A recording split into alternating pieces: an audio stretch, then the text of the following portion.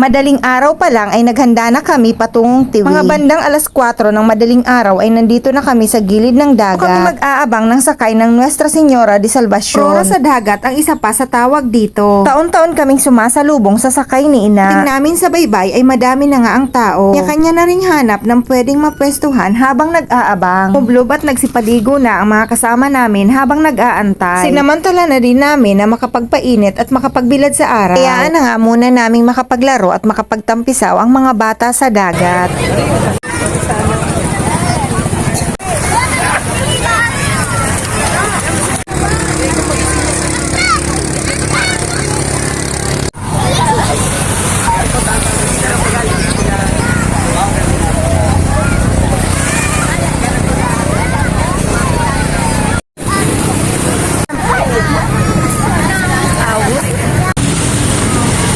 Saktong pagputok ng araw ay parating na ang fluvial procession. Maraming bangka ang sumabay sa paglalakbay sa dagat na sinamahan ng mga awit at dasal. Ang mga bangka ay pinalamutian ng mga banderitas at may mga dala silang reliyosong imahe, kabilang na ang imahe ng Nuestra Señora de Salvacion. Nakakatuwang makita ang pagkakaisa ng mga tao sa ganitong okasyon. Tunay na nakakahawa ang kasiyahan ng bawat isa sa pag-aantay. Hanggang nakakatouch ang spirit ng pagkakaisa, paniniwala at debosyon.